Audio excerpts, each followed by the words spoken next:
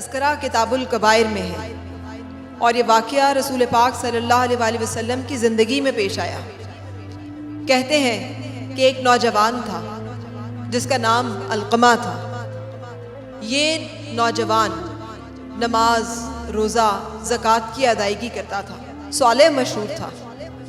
لیکن ایک دن رسول پاک صلی اللہ علیہ وآلہ وسلم کی خدمت میں اس کی بیوی نے پیغام بھیجا کہ یا رسول اللہ، علقمہ حالت نزا میں ہے۔ آپ صلی اللہ علیہ وآلہ وسلم نے 3 اصحاب کو بھیجا، جس میں حضرت عمار رضی اللہ تعالیٰ عنہ، حضرت صہیب رضی اللہ تعالیٰ عنہ اور حضرت بلال رضی اللہ تعالیٰ عنہ شامل ہیں، اور تینوں اصحاب کو یہ تاکید کی کہ علقمہ کے پاس جاؤ اور اسے کلمہ شہادت کی تلقین کرو۔ یہ تینوں اصحاب جب وہاں پہنچے تو دیکھا کہ نزا کا عالم ہے۔ وہ کلمہ شہادت پڑھتے تھے اور بار بار پڑھتے تھے، لیکن یہ کلمہ علقمہ کی زبان پر رواں نہیں ہوتا تھا۔ یہ صورتحال دیکھ کر حضرت بلال نے رسول پاک صلی اللہ علیہ وآلہ وسلم کو اس حال کی خبر دی۔ آپ صلی اللہ علیہ وآلہ وسلم نے جب یہ سنا تو پوچھا، کیا اس کے ماں باپ میں سے کوئی موجود ہے؟ بتایا گیا، یا رسول اللہ، اس کی ماں موجود ہے۔ فرمایا، اس کی ماں سے کہو اگر وہ حاضر ہو سکتی ہے تو آئے، اور اگر وہ نہیں آ سکتی تو میں حاضر ہوتا ہوں۔ بوڑھی ماں تک یہ پیغام پہنچا دیا گیا۔ رسول پاک صلی اللہ علیہ وآلہ وسلم کا حکم تھا۔ بوڑھی ماں کھڑی ہوئی، لاٹھی ٹیکتی ہوئی رسول پاک صلی اللہ علیہ وآلہ وسلم کی بارگاہ میں آئی۔ آپ صلی اللہ علیہ وآلہ وسلم نے اس سے پوچھا، علقمہ کیسا نوجوان؟ مجھے تم سے اتنی محبت ہو گئی ہے کہ مجھے ہر لمحہ تمہاری یاد آتی ہے۔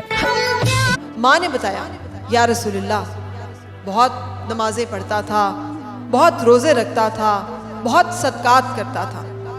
آپ صلی اللہ علیہ وآلہ وسلم نے دوسرا سوال کیا۔ آپ نے کہا، ماں، تیرے ساتھ کیا احوال تھا؟ بوڑھی ماں ایک لمحے کے لیے خاموش ہوئی۔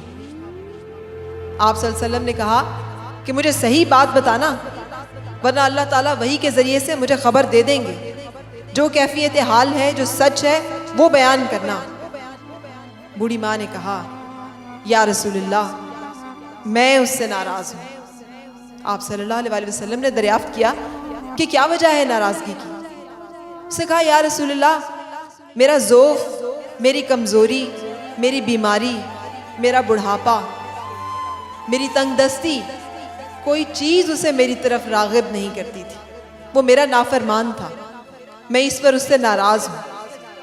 آپ صلی اللہ علیہ وآلہ وسلم نے جب یہ بات سنی تو خاموشی اختیار کی، اور خاموشی کے بعد بلال رضی اللہ تعالیٰ عنہ کو طلب کیا اور کہا، اے بلال، لکڑیاں اکٹھی کرو۔ بوڑھی ماں نے یہ سنا تو وہ چونک گئی۔ اس نے پوچھا، یا رسول اللہ، یہ لکڑیاں کس لیے اکٹھی کر رہے ہیں؟ تو آپ صلی اللہ علیہ وآلہ وسلم نے کہا، اس لیے کہ ان کو جلا کر علقمہ کو اس میں جلا دیا جائے۔ بوڑھی ماں تڑپ اٹھی۔ اس نے کہا، یا رسول اللہ، میں اپنے بیٹے کو اپنی آنکھوں کے سامنے جلتا ہوا نہیں دیکھ سکتی۔ تو آپ صلی اللہ علیہ وآلہ وسلم نے کہا کہ جو اللہ کا عذاب ہے وہ اس سے بھی سخت اور شدید تر ہے۔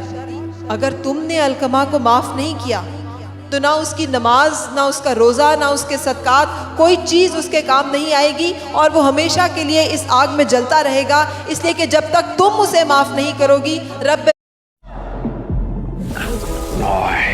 اسے معاف نہیں کرے گا، اس کی جان نہیں نکلے گی۔ بوڑھی ماں نے جب یہ سنا تو کانپ اٹھی۔ اس نے کہا، یا رسول اللہ، میں اللہ کو، اس کے فرشتوں کو اور آپ سب کو گواہ بنا کر یہ کہتی ہوں کہ میں نے اپنے بیٹے کو معاف کیا۔ آپ صلی اللہ علیہ وآلہ وسلم یہ سن کر مسکرائے۔ حضرت بلال سے کہا، ذرا دوڑ کر خبر لینا، کہیں ایسا تو نہیں کہ یہ ماں وقتی طور پر یہ بات کہہ رہی ہے جو اس کے دل میں نہیں ہے۔ حضرت بلال یہ کہتے ہیں، جب وہ وہاں پہنچے تو انہوں نے دیکھا کہ کلمہ شہادت علقمہ کی زبان پر شروع ہو چکا تھا۔ آ کے رسول پاک صلی اللہ علیہ وآلہ وسلم کو اس کی اطلاع دی، اور اسی حال میں کلمہ شہادت پڑھتے ہوئے علقمہ کی موت واقع ہو گئی۔ رسول پاک صلی اللہ علیہ وآلہ وسلم نے اس کے غسل اور کفن دفن کا اہتمام کیا اور اسے دفنایا گیا۔ پیغام ملا ہمیں کہ ماں باپ اور خاص طور پہ ماں کی اطاعت اور فرما برداری میں ہی اللہ تعالیٰ کی رضا اور رضامندی پوشیدہ ہے۔ حضرت ابن عباس رضی اللہ تعالیٰ عنہ سے کسی نے پوچھا کہ مقام اعراف کیا ہے؟ آپ نے بتایا مقام اعراف جنت اور جہنم کے درمیان ایک پہاڑ ہے، اور اس پہاڑ پر چشمے ہیں، باغات ہیں، اور اس میں وہ لوگ مقیم ہوں گے جو اپنی والدین کی اجازت کے بغیر جہاد میں شریک ہوئے اور شہادت کا رتبہ اور مقام پایا۔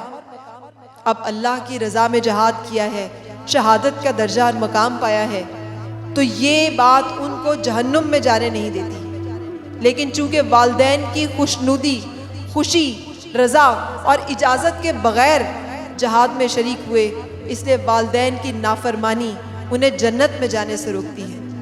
اگر شہید کا درجہ اور اگر اس درجے کی قربانی جو ہے وہ بھی سوالیہ ہو سکتی ہے صرف اس لیے کہ والدین کی نافرمانی شامل ہو، تو اندازہ کیجئے کہ باقی اعمال کس درجے حقارت ہوں گے۔ اللہ تعالی ہم سب کو اپنے والدین کی اطاعت اور فرما برداری کی سعادت نصیب فرمائے، آمین۔